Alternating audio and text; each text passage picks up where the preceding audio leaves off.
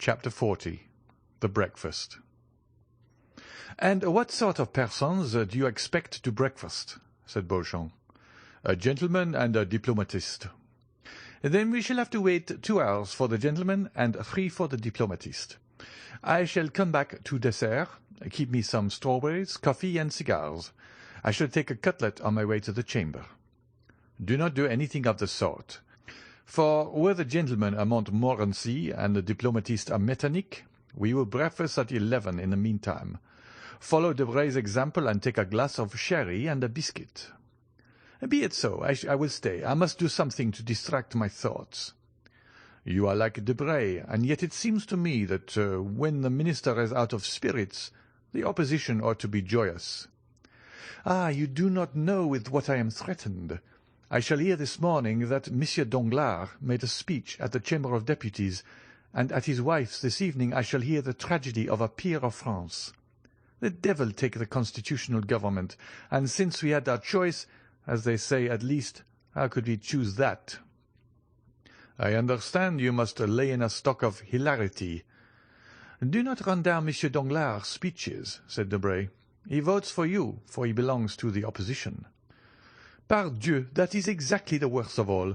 I am waiting until you send him to speak at the Luxembourg, to laugh at my ease." "My dear friend," said Albert to Beauchamp, "it is plain that the affairs of Spain are settled, for you are most desperately out of humour this morning.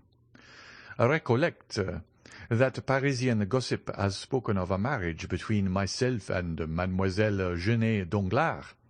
I cannot in conscience, therefore, let you run down the speeches of a man who will one day say to me, 'Vicomte, you know I give my daughter 2 millions.'" "Ah, this marriage will never take place," said Beauchamp.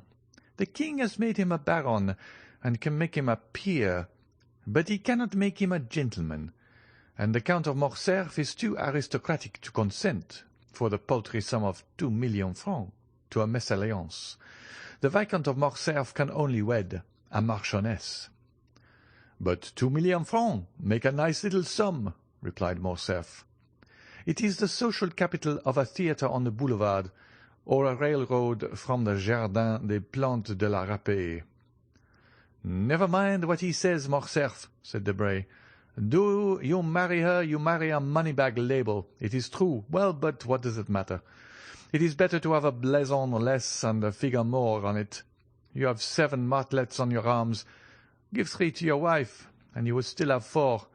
That is 1 more than Monsieur de Guise had, who so nearly became the King of France, and whose cousin was Emperor of Germany." "On my word, I think you are right, Lucien," said Albert absently.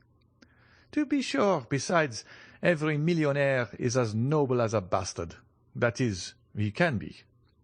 "Do not say that, Debray," returned Beauchamp, laughing, "for here is Chateau Renaud, who, to cure you of your mania for paradoxes, will pass the award of Renaud de Montauban, his ancestor, through your body." "He will sully it then," returned Lucien, "for I am low, very low." "Oh, heavens!" cried Beauchamp. "The minister quotes Béranger. What shall we come to next?" "Monsieur de Chateau Renaud, Monsieur Maximilien Morel," said the servant, announcing 2 fresh guests. "Now then, to breakfast," said Beauchamp, "for if I remember, you told me you only expected 2 persons, Albert." "Morel," muttered Albert. "Morel? Who is he?" But before he had finished, Monsieur de Chateau Renaud, a handsome young man of 30, gentleman all over, that is, with the figure of a Guiche and the wit of a Montemart, took Albert's hand. "My dear Albert," said he, "let me introduce you to Monsieur Maximilien Morel, captain of Safie, my friend, and what is more, however the man speaks for himself, my preserver. Salute my hero, Viscount." And he stepped on one side to give place to a young man of refined and dignified bearing, with large and open brow, piercing eyes, and black moustache, whom our readers have already seen at Marseilles under circumstances sufficiently dramatic not to be forgotten. A rich uniform, half French, half Oriental, set off his graceful and stalwart figure, and his broad chest was decorated with the Order of the Legion of Honour. The young officer bowed with easy and elegant politeness. "Monsieur," said Albert with affectionate courtesy, "the Count of Château Renaud knew how much pleasure this introduction would give me. You are his friend. Be ours also." "Well said," interrupted Château Renaud, "and pray that if you should ever be in a similar predicament, he may do as much for you as he did for me." "What has he done?" asked Albert. "Oh, nothing worth speaking of," said Morel. "Monsieur de Château Renaud exaggerates." "Not worth speaking of!" cried Château Renaud. "Life is not worth speaking of. That is rather too philosophical. On my word, Morel, it is very well for you who risk your life every day, but for me, who only did so once."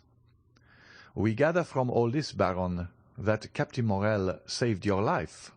"Exactly so." "On what occasion?" asked Beauchamp. "Beauchamp, my good fellow, you know I am starving," said Debray. "Do not set him off on some long story." "Well, I do not prevent your sitting down to table," replied Beauchamp. "Château Renaud can tell us while we eat our breakfast." "Gentlemen," said Morcerf, "it is only 10:15, and I expect someone else." "Ah, true, a diplomatist," observed Debray. "Diplomat or not, I don't know. I only know that he charged himself on my account with a mission, which he terminated so entirely to my satisfaction that had I been king, I should have instantly created him knight of all my orders, even had I been able to offer him the golden fleece and the garter." "Well, since we are not to sit down to table," said Debray, "take a glass of sherry and tell us all about it." "You all know that I had the fancy of going to Africa."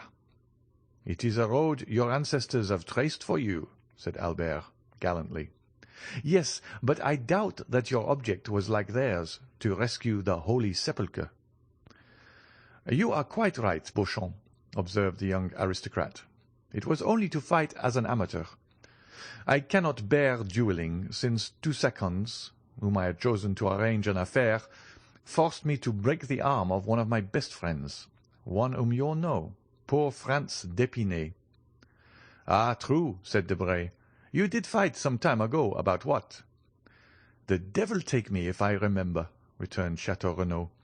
"But I recollect perfectly one thing, that being unwilling to let such talents as mine sleep, I wished to try upon the Arabs the new pistols that had been given to me. In consequence, I embarked for Oran, and went from thence to Constantine, where I arrived just in time to witness the raising of the siege. I retreated with the rest for 48 hours. I endured the rain during the day and the cold during the night. Tolerably well, and the third morning my horse died of cold. Poor brute! Accustomed to be covered up and to have stove in the stable, the Arabian finds himself unable to bear 10 degrees of cold in Arabia." "That's why you want to purchase my English horse," said Debray. "You think he will bear the cold better." "You are mistaken, for I have made a vow never to return to Africa."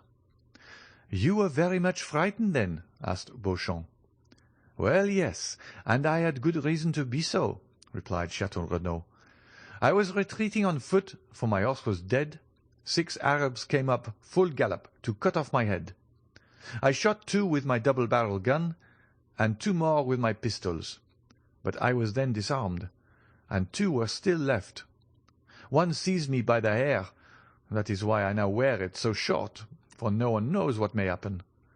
The other swung a yataghan, and I already felt the cold steel on my neck, when this gentleman, whom you see here, charged them, shot the one who held me by the hair, and cleft the skull of the other with his sabre. He had assigned himself the task of saving a man's life that day. Chance caused that man to be myself. When I am rich, I will order a statue of Chance from Clagman or Marochetti." "Yes," said Morel, smiling. "It was the 5th of September, the anniversary of the day on which my father was miraculously preserved.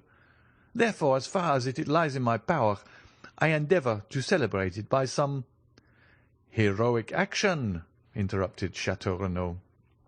"I was chosen, but that is not all, After rescuing me from the sword, he rescued me from the cold, not by sharing his cloak with me like Saint Martin, but by giving me the whole, then from hunger by sharing with me, guess what?"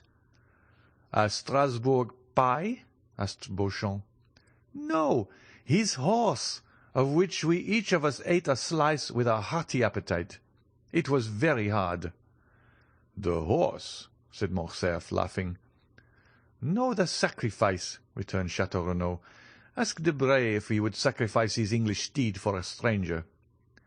"Not for a stranger," said Debray, "but for a friend I might perhaps." "I divined that you would become mine, Count," replied Morrel. "Besides, as I had the honor to tell you, heroism or not, sacrifice or not, that day I owed an offering to bad fortune in recompense for the favors good fortune had on other days granted to us." "The history to which Monsieur Morrel alludes," continued Château Renaud, "is an admirable one, which he will tell you some day when you are better acquainted with him. To-day let us fill our stomachs and not our memories. What time do you breakfast, Albert?" "At 10:30. "Precisely?" asked Debray, taking out his watch. "Oh, you will give me 5 minutes' grace," replied Morcerf, "for I also expect a preserver." "Of whom?" "Of myself," cried Morcerf.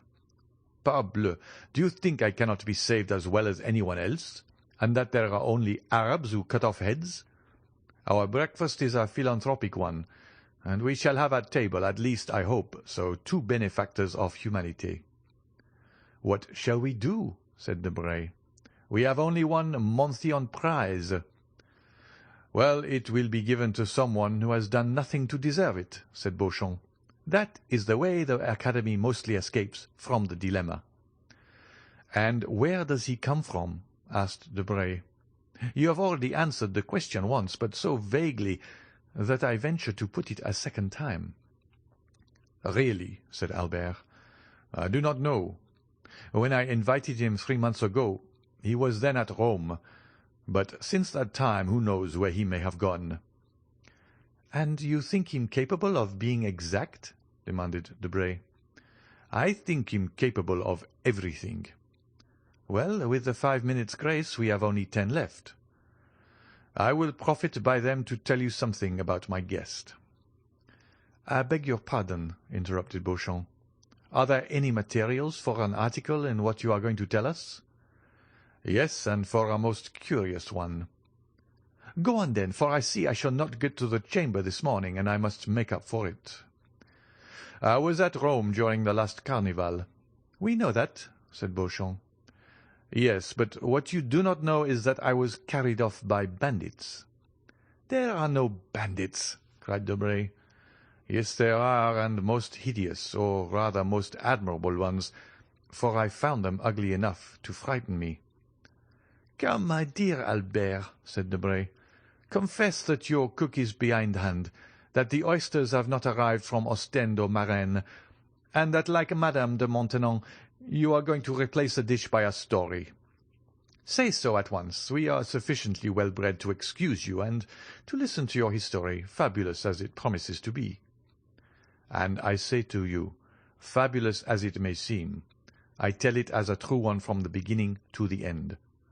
The brigands had carried me off and conducted me to a gloomy spot called the Catacombs of Saint Sebastien." "I know it," said Château Renaud. "I narrowly escaped catching a fever there." "And I did more than that," replied Morcerf, "for I caught one. I was informed that I was prisoner until I paid the sum of 4,000 Roman crowns, about 24,000 francs. Unfortunately, I had not above 1,500. I was at the end of my journey and of my credit. I wrote to France, and were he here he would confirm every word.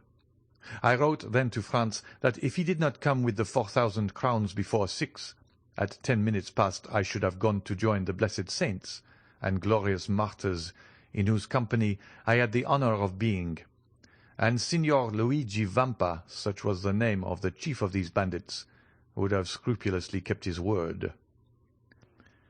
"But France did come with the 4,000 crowns," said Chateau Renaud. "A man whose name is Franz d'Épinay or Albert de Morcerf has not much difficulty in procuring them." "No, he arrived accompanied simply by the guest I am going to present to you." "Ah, this gentleman is a Hercules killing Cacus, a Perseus freeing Andromeda." "No, he is a man about my own size." "Armed to the teeth." "He had not even a knitting needle." "But he paid your ransom." "He said 2 words to the chief, and I was free."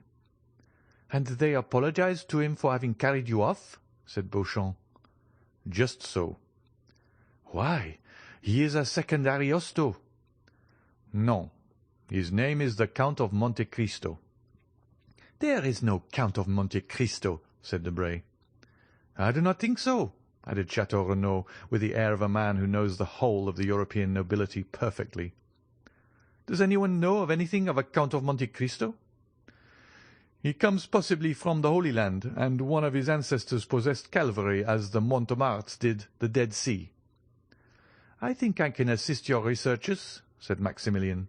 "Monte Cristo is a little island I have often heard spoken of by the old sailors of my father employed, a grain of sand in the centre of the Mediterranean, an atom in the infinite." "Precisely," cried Albert. "Well, he of whom I speak is the lord and master of this grain of sand, of this atom. He has purchased the title of count somewhere in Tuscany." "He is rich, then?" "I believe so."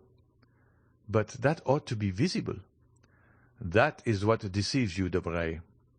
"I do not understand you."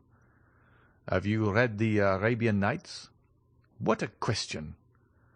"Well, do you know if the persons you see there are rich or poor? If their sacks of wheat are not rubies or diamonds? They seem like poor fishermen, and suddenly they open some mysterious cavern filled with the wealth of the Indies." "Which means?" "Which means that my Count of Monte Cristo is one of those fishermen. He has even a name taken from the book, since he calls himself Sinbad the Sailor, and has a cave filled with gold." "And you have seen this cavern, Morcerf?" asked Beauchamp. "No, but Franz has. For heaven's sake, not a word of this before him. Franz went in with his eyes blindfolded, and was waited on by mutes and by women to whom Cleopatra was a painted strumpet.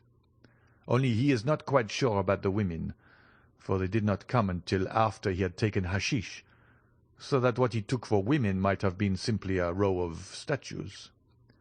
The 2 young men looked at Morcerf as if to say, "Are you mad, or are you laughing at us?" "And I also," said Morrel thoughtfully, "have heard something like this from an old sailor named Penelon." "Ah," cried Albert, "it is very lucky that Monsieur Morrel comes to aid me. You are vexed, are you not, that he thus gives a clue to the labyrinth?" "My dear Albert," said Debray, "what you tell us is so extraordinary." "Ah, because your ambassadors and your consuls do not tell you of them. They have no time. They are too much taken up with interfering in the affairs of their countrymen who travel." "How you get angry and attack our poor agents! How will you have them protect you? The Chamber cuts down their salaries every day, so that now they have scarcely any. Will you be ambassador, Albert? I will send you to Constantinople." "No, lest on the first demonstration I make in favour of Mehmet Ali, the Sultan send me the bowstring and makes my secretary strangle me." "You say very true," responded Debray. "Yes," said Albert, "but this has nothing to do with the existence of the Count of Monte Cristo." "Pardieu, everyone exists." "Doubtless, but not in the same way. Every one has not black slaves, a princely retinue, an arsenal of weapons that would do credit to an Arabian fortress, horses that cost 6,000 francs apiece, and Greek mistresses." "Have you seen the Greek mistress?" "I have both seen and heard her. I saw her at the theatre, and heard her one morning when I breakfasted with the Count." "He eats, then?" "Yes, but so little it can hardly be called eating." "He must be a vampire." Laugh if you will. The Countess G., who knew Lord Ruthven, declared that the Count was a vampire." "Ah, capital!" said Beauchamp. "For a man not connected with newspapers, here is the pendant to the famous sea-serpent of the Constitutionnel." "Wild eyes, the iris of which contracts or dilates at pleasure," said Debray. "Facial angle strongly developed, magnificent forehead, livid complexion, black beard, sharp and white teeth, politeness unexceptionable." "Just so, Lucien," returned Morcerf. "You have described him feature for feature. Yes, keen and cutting politeness. This man has often made me shudder. And one day that we were viewing an execution, I thought I should faint more from hearing the cold and calm manner in which he spoke of every description of torture than from the sight of the executioner and the culprit." "Did he not conduct you to the ruins of the Colosseum and suck your blood?" asked Beauchamp. "Or, having delivered you, make you sign a flaming parchment, surrendering your soul to him as Esau did his birthright?" Rail on at your ease, gentlemen," said Morcerf, somewhat piqued. "When I look at you Parisian, idler on the Boulevard de Gand or the Bois de Boulogne, and think of this man, it seems to me we are not of the same race." "I am highly flattered," returned Beauchamp. "At the same time," added Château Renaud, "your Count of Monte Cristo is a very fine fellow, always excepting his little arrangements with the Italian banditti." "There are no Italian banditti," said Debray. "No vampire!" cried Beauchamp. "No Count of Monte Cristo," added Debray. "There is 10:30 striking. Albert!" "Confess you have dreamed this, and let us sit down to breakfast," continued Beauchamp. But the sound of the clock had not died away when Germain announced, "His Excellency, the Count of Monte Cristo." The involuntary start everyone gave proved how much Morcerf's narrative had impressed them, and Albert himself could not wholly refrain from manifesting sudden emotion. He had not heard a carriage stop in the street, or steps in the antechamber. The door had itself opened noiselessly. The Count appeared, dressed with the greatest simplicity, but the most fastidious dandy could have found nothing to cavil at in his toilet.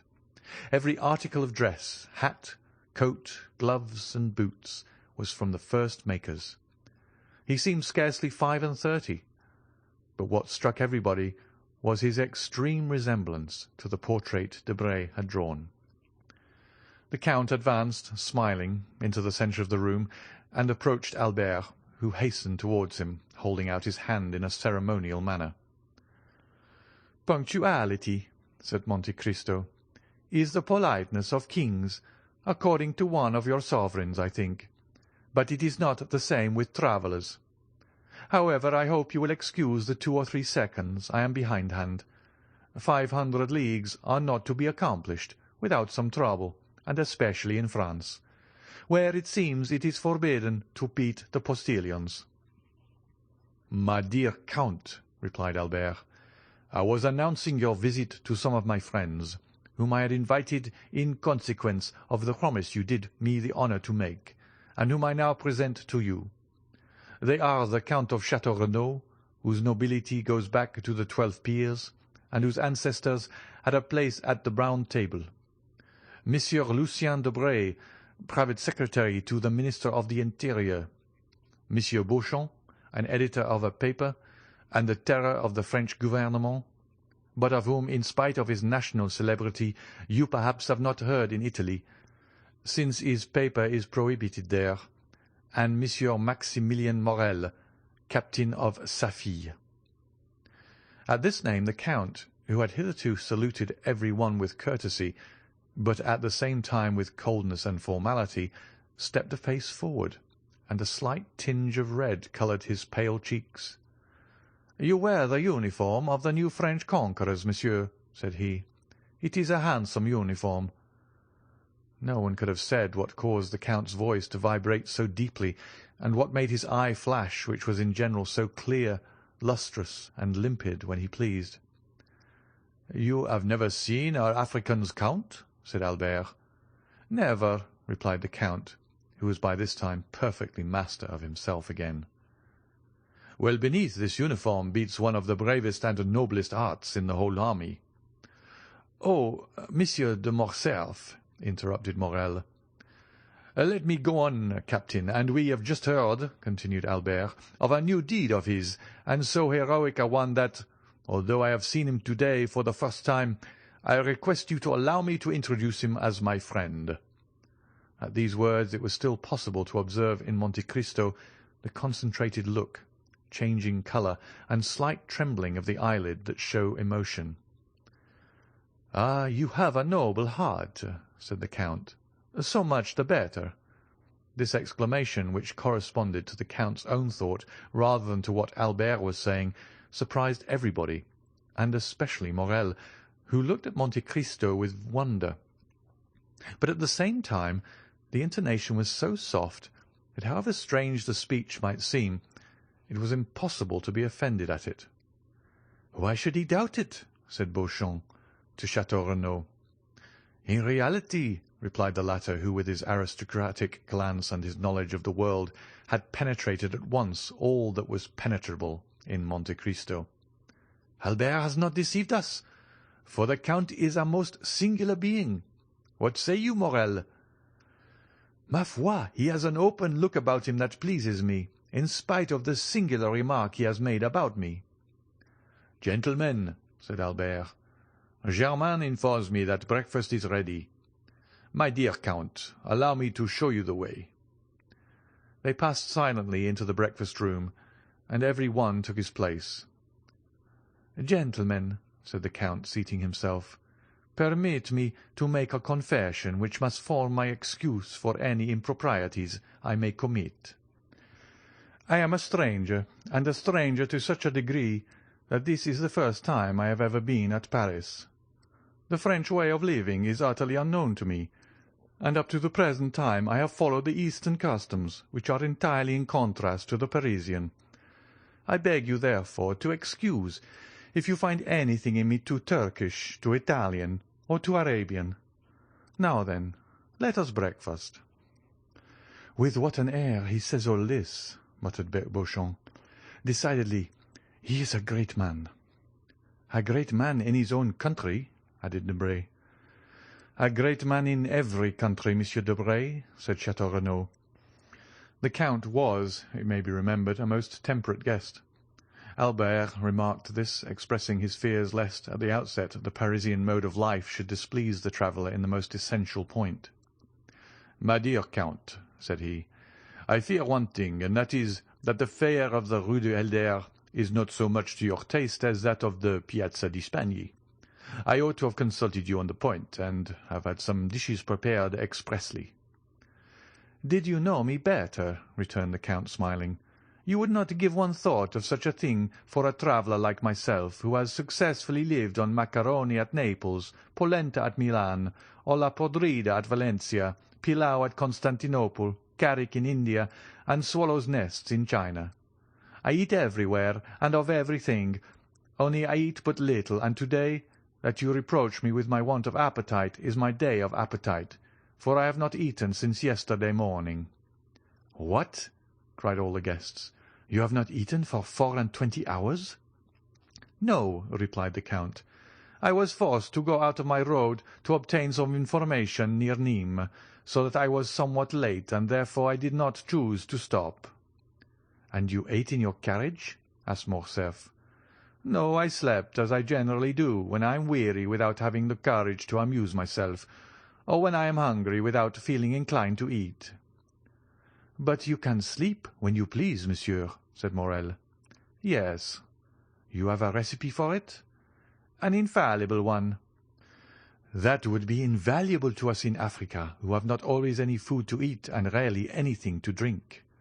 "Yes," said Monte Cristo, "but unfortunately a recipe excellent for a man like myself would be very dangerous applied to an army, which might not awake when it was needed." "May we inquire what is this recipe?" asked Debray. "Oh, yes," returned Monte Cristo. "I make no secret of it.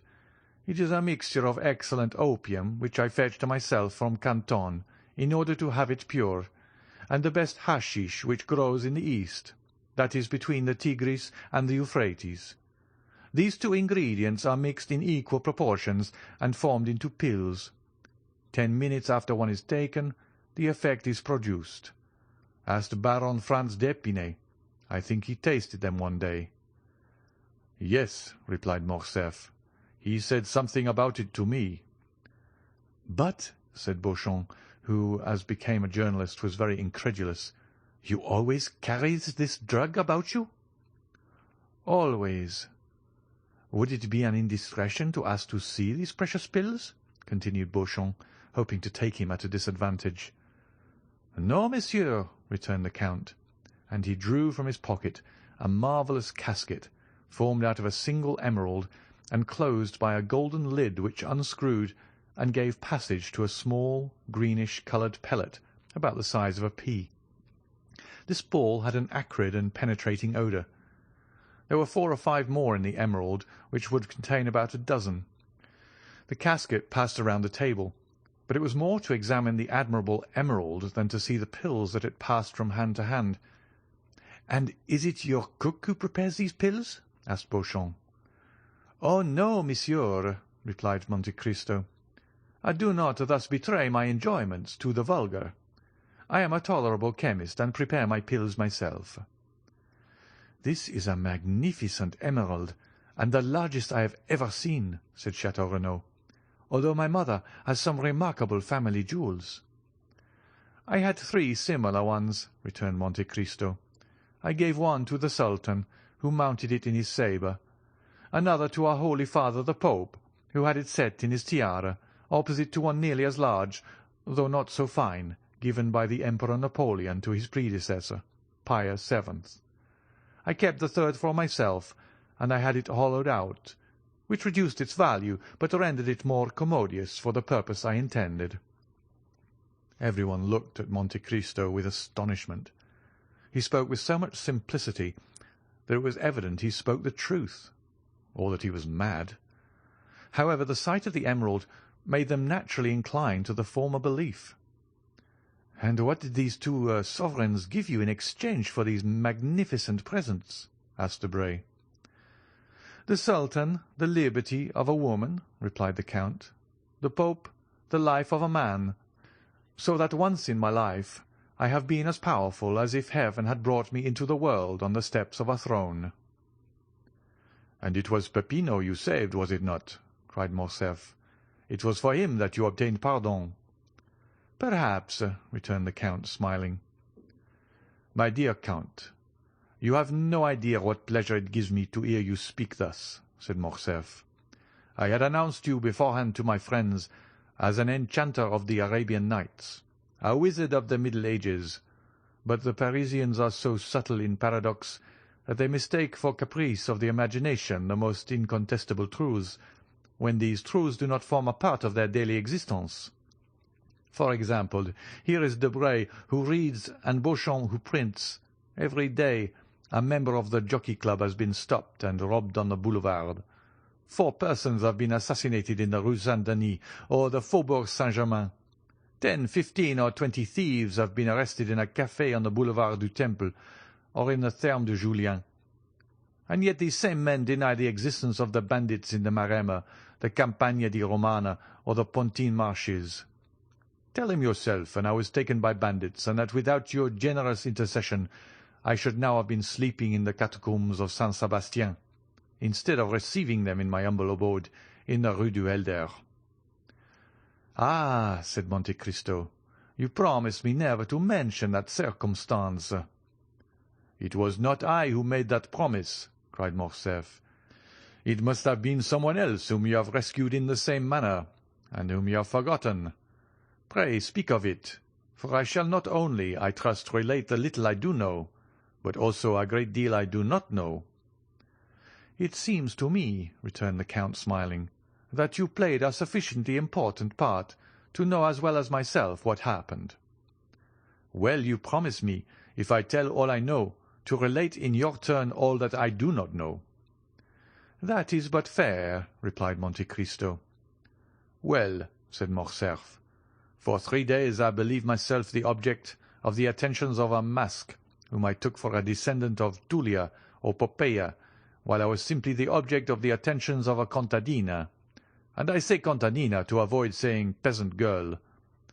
What I know is that, like a fool, a greater fool than he of whom I spoke just now, I mistook this for a peasant girl, a young bandit of 15 or 16, with beardless chin and slim waist, and who, just as I was about to imprint a chaste salute on his lips, placed a pistol to my head, and, aided by 7 or 8 others, led, or rather dragged me to the catacombs of San Sebastian, where I found a highly educated brigand chief perusing Caesar's Commentaries, and who deigned to leave off reading to inform me that unless the next morning before 6 o'clock 4,000 piastres were paid into his account at his banker's at 6:15, I should have ceased to exist. The letter is still to be seen, for it is in Franz d'Épinay's possession, signed by me and with a postscript of Monsieur Luigi Vampa. This is all I know. But I know not, Count, how you contrive to inspire so much respect in the bandits of Rome, who ordinarily have so little respect for anything. I assure you, Franz and I were lost in admiration." "Nothing more simple," returned the Count. "I had known the famous Vampa for more than 10 years. When he was quite a child and only a shepherd, I gave him a few gold pieces for showing me my way, and he, in order to repay me, gave me a poniard, the hilt of which he had carved with his own hand, and which you may have seen in my collection of arms. In after years, whether he had forgotten this interchange of presents, which ought to have cemented our friendship, or whether he did not recollect me, he sought to take me, but on the contrary it was I who captured him and a dozen of his band. I might have handed him over to Roman justice, which is somewhat expeditious, and which would have been particularly so with him, but I did nothing of the sort. I suffered him and his band to depart." "With the condition that they should sin no more," said Beauchamp, laughing. "I see they kept their promise." "No, monsieur," returned Monte Cristo, "upon the simple condition that they should respect myself and my friends.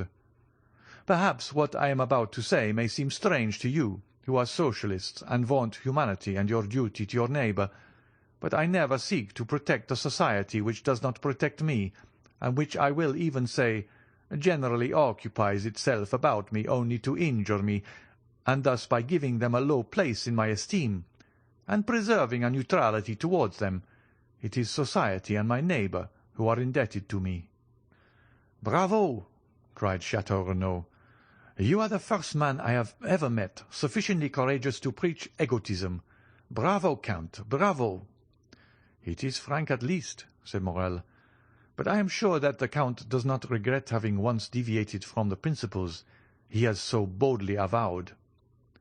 "How have I deviated from those principles, monsieur?" asked Monte Cristo, who could not help looking at Morrel with so much intensity that 2 or 3 times the young man had been unable to sustain that clear and piercing glance. "Why, it seems to me," replied Morrel, "that in delivering Monsieur de Morcerf, whom you did not know, you did good to your neighbour and to society." "Of which he is the brightest ornament," said Beauchamp, drinking off a glass of champagne. "My dear Count," cried Morcerf, "you are at fault, you, one of the most formidable logicians I know, and you must see it clearly proved that instead of being an egotist, you are a philanthropist. Ah, you call yourself Oriental, a Levantine, Maltese, Indian, Chinese. Your family name is Monte Cristo. Sinbad the Sailor is your baptismal appellation, and yet the first day you set foot in Paris, you instinctively display the greatest virtue, or rather the chief defect, of us eccentric Parisians. That is, you assume the views you have not, and conceal the virtues you possess." "My dear Vicomte," returned Monte Cristo, "I do not see in all I have done anything that merits either from you or these gentlemen the pretended eulogies I have received. You were no stranger to me, for I knew you from the time I gave up 2 rooms to you, invited you to breakfast with me, lent you one of my carriages, witnessed the carnival in your company, and saw with you from a window in the Piazza del Popolo the execution that affected you so much that you nearly fainted. I will appeal to any of these gentlemen. Could I leave my guest in the hands of a hideous bandit, as you term him? Besides, you know, I had the idea that you would introduce me into some of the Paris salons when I came to France. You might some time ago have looked upon this resolution as a vague project, but to-day you see it was a reality, and you must submit to it under penalty of breaking your word." "I will keep it," returned Morcerf, "but I fear that you will be much disappointed, accustomed as you are to picturesque events and fantastic horizons. Amongst us you will not meet with any of these episodes with which your adventurous existence has so familiarized you. Our Chimborazo is Montmartre, our Himalaya is Mount Valérien, our great desert is the plain of Grenelle, where they are now boring an artesian well to water the caravans. We have plenty of thieves, though not so many as is said, but these thieves stand in far more dread of a policeman than a lord. France is so prosaic and Paris so civilized a city that you will not find in its 85 department. I say 85 because I do not include Corsica. You will not find, then, in these 85 departments a single hill on which there is not a telegraph, or a grotto in which the commissary of police has not put up a gas lamp. There is but one service I can render you, and for that I place myself entirely at your orders. That is, to present, or make my friends present, you everywhere. Besides, you have no need of anyone to introduce you, with your name and your fortune and your talent." Monte Cristo bowed with a somewhat ironical smile. "You can present yourself everywhere and be well received. I can be useful in one way only. If knowledge of Parisian habits, of the means of rendering yourself comfortable, or of the bazaars can assist, you may depend upon me to find you a fitting dwelling here. I do not dare offer to share my apartments with you, as I shared yours at Rome. I, who do not profess egotism, but am yet egotist par excellence, for, except myself, these rooms would not hold a shadow more, unless that shadow were feminine." "Ah," said the Count, "that is a most conjugal reservation. I recollect that at Rome you said something of a projected marriage. May I congratulate you?" "The affair is still in projection." "And he who says in projection means already decided," said Debray. "No," replied Morcerf. "My father is most anxious about it, and I hope ere long to introduce you, if not to my wife, at least to my betrothed, Mademoiselle Eugénie Danglars." "Eugénie Danglars," said Monte Cristo. "Tell me, is not her father Baron Danglars?"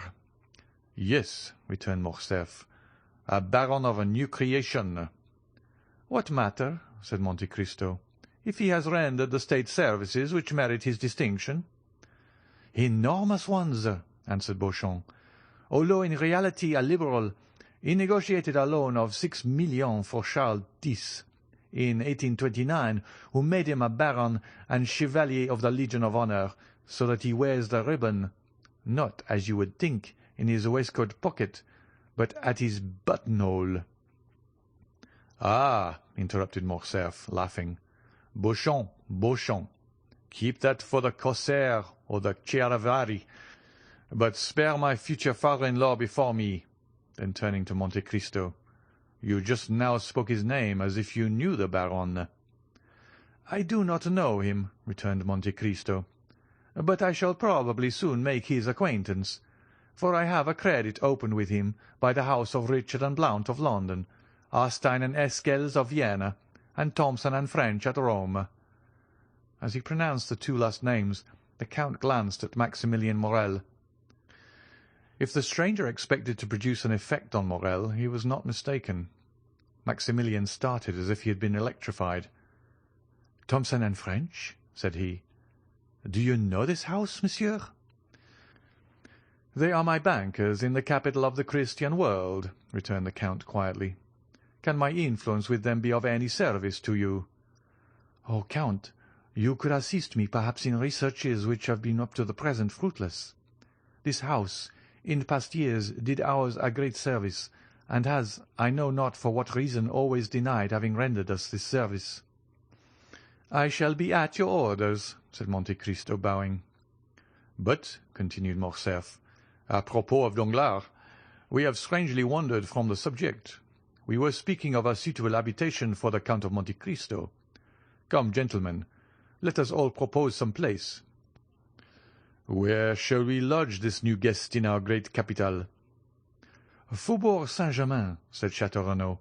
"The Count will find them a charming hotel, with a court and a garden." "Bah, Château Renaud," returned Debray, "you only know your dull and gloomy Faubourg Saint-Germain. Do not pay any attention to him, Count. Live in the Chaussée d'Antin. That's the real centre of Paris." "Boulevard de l'Opéra," said Beauchamp. "The second floor, a house with a balcony. The Count will have his cushions of silver cloth brought there, and as he smokes his chibouk, see all Paris pass before him." "You have no idea, then, Morel?" asked Château Renaud. "You do not propose anything?" "Oh, yes," returned the young man, smiling. "On the contrary, I have one.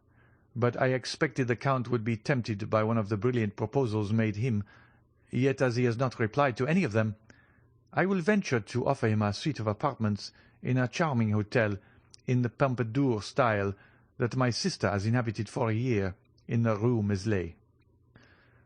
"You have a sister?" asked the Count. "Yes, monsieur, a most excellent sister." "Married?" "Nearly 9 years." "Happy?" asked the Count again. "As happy as it is permitted to a human creature to be," replied Maximilian. "She married the man she loved, who remained faithful to us in our fallen fortunes, Emmanuel Herbaut." Monte Cristo smiled imperceptibly.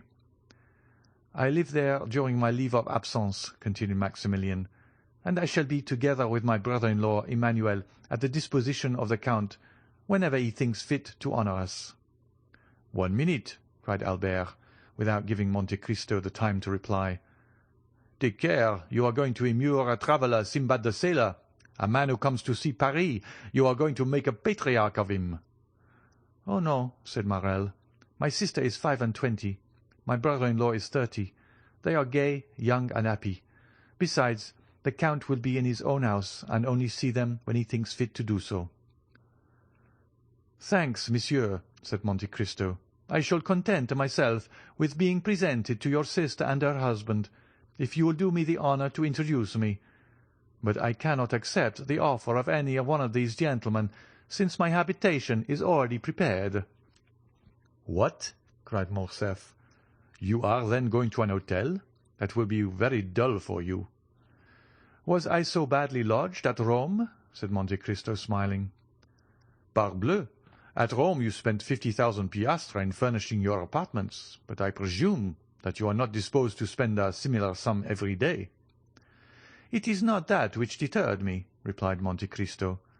"But as I determined to have a house to myself, I sent on my valet de chambre, and he ought by this time to have bought the house and furnished it." "But you have then a valet de chambre who knows Paris?" said Beauchamp. "It is the first time he has ever been in Paris. He is black and cannot speak," returned Monte Cristo. "It is Ali!" cried Albert in the midst of the general surprise. "Yes, Ali himself, my Nubian mute, whom you saw, I think, at Rome." "Certainly," said Morcerf. "I recollect him perfectly. But how could you charge a Nubian to purchase a house and a mute to furnish it? You would do everything wrong."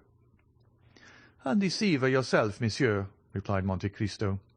"I am quite sure that, on the contrary, he will choose everything as I wish. He knows my tastes, my caprice, my wants.